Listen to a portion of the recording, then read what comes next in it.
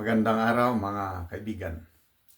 Pag-usapan natin ngayon ang panibagong kaso o reklamo na isinampa laban kay dating Pangulong Duterte at kay Senator Bongo.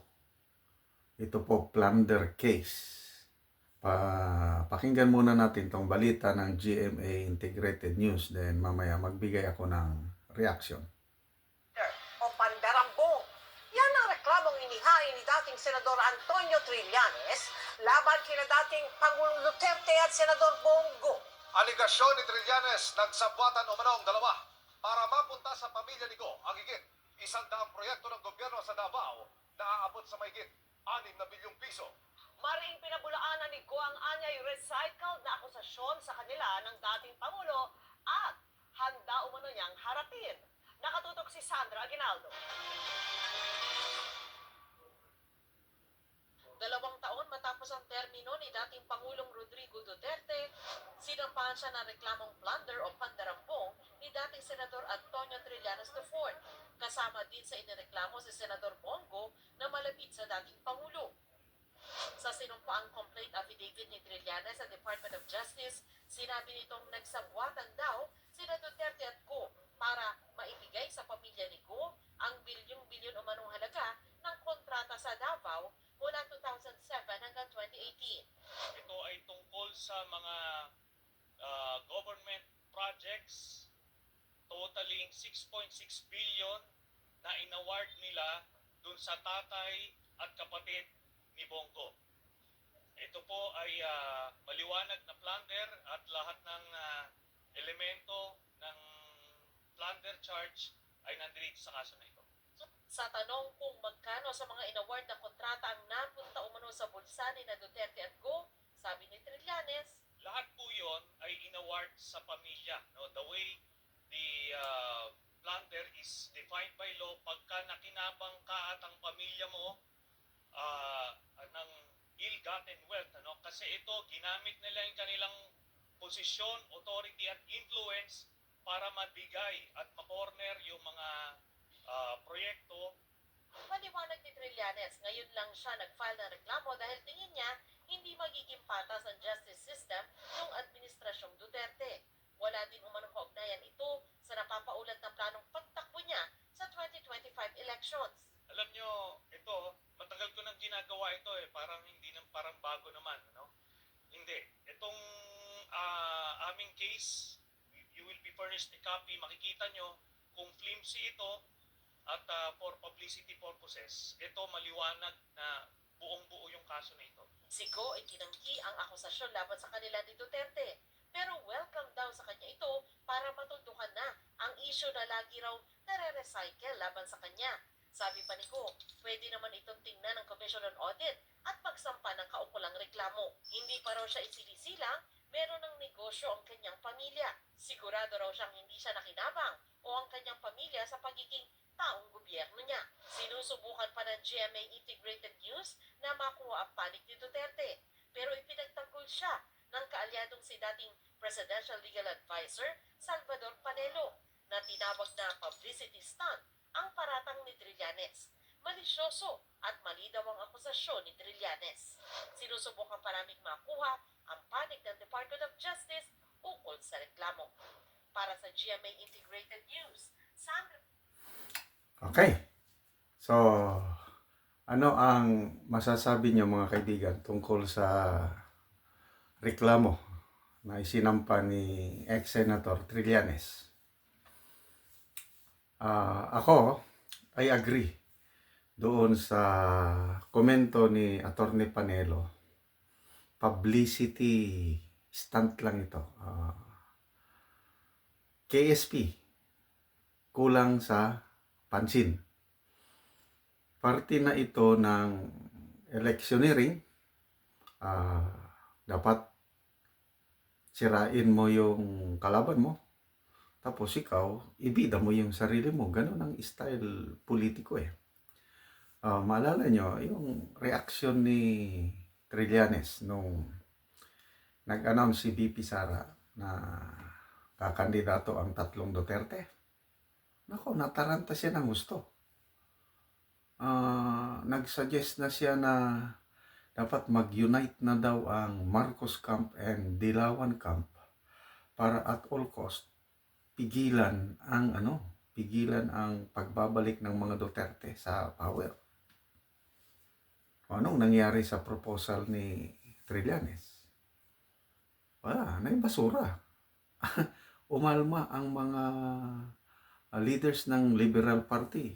Senator Drilon, Senator Hontiveros, sino pa, si ex-Senator De Lima. Wala, hindi pinansin.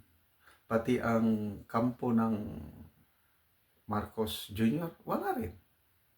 So, wala, nabutata, napahiya yung ganong proposal niya. Siguro hoping na maisama siya sa ticket kung nag-join forces ang Liberal at ang Marcos camp. So, wala na yan. So, ito siguro, nakaisip ng panibagong gimmick para lalong pinag-uusapan ang pangalan niya. At ano sa tingin nyo? Tatakbo ulit si Trillanes? Tingin ko talagang gusto niyang babalik maging senador. Okay? So, mananalo pa ba siya? Palagay ko wala nang asim itong si Trillanes But karapatan niya yun tumakbo bilang senador at bahala ang taong bayan na humusga sa kanya. And then, karapatan niya rin niya magsampa ng kaso. Anyway, may due process naman, no? Isa pa. Ano ba yung mga pronouncement ni Trillanes? Sabi niya noon, by June, may lalabas na warrant of arrest galing ICC para kay, by batches daw First batch si Digong. Second batch kasama na si Bato de la Rosa. And then ultimately, isasama rin si BP Sara. Di ba? Ganon ang pronouncement niya. O ano ngayon? Tapos na ang June. O July na. Wala pa naman. Salamat naman at failure yung information ni Trillanes kasi delikado, magkakagulo ang bansa pag darating na lang ang ICC at makipag-cooperate ang gobyernong ito at arestuhin si PRRD. Hindi ko ma-imagine anong mangyari pagdating ng araw na yan. Okay, so party na ito, electioneering na ito. May nakita na akong lineup ng Marcos camp. Pinost ni Third Floor Studio, sina Yusek Pam, Yusek Marlon. Nakita ko doon, kasama na si Senator Amy. Matandaan ka lang, 11 yung naipost doon. May pang 12 pa na wala question mark. Okay, ang matandaan ko lang na kandidato ng Marcos camp, ayon sa post na yon is Camille Villar, Jaime Marcos, Revilla, Ping Lacson, Soto, Lito Lapid, Cayetano, Pia Cayetano kalimutan ko na yung iba Basta may 11 na sila at isa na lang ang kulang. Siguro yung isang kulang ambisyon si Trillanes na siya ang pang-12. Okay, dito naman sa grupo ni BP Inday Sara, wala pang na-announce, wala pa tayo. Kailang, I hope tutuloy yung tatlong Duterte. Kasi kailangan natin itong Duterte brand of leadership. Duterte yung tatlo. Bongo. Ay, Senator Tolentino pala, wala na, bumalimbing na. Nandun na sa line-up ni Marcos Jr. Sige na lang, pabayaan na lang natin yun. So, ang naiwan na lang dito kay BP Sara, yung tatlong mag-ama, Duterte, Bongo, itong si Senator Bato, I hope ito, Attorney Vic Rodriguez, nagkaroon na ng formal launching yung kanyang libro. At pwede nang may nakita akong post ni Third Floor Studio, mayroon ng Viber number na yon ang kontakin yung gustong magbili. At yun na rin ay ang GCash na pagbayad. So, sa Pilipinas, pwede nang mag-order. Sa abroad naman, maghintay lang kayo sa maghintay kayo sa announcement. Pwede ring maka-order, makabili yung nasa abroad. So, good luck sa labanan ng senatorial election 2025. Magkaisa po tayo, suportahan ang lineup ng mga Duterte.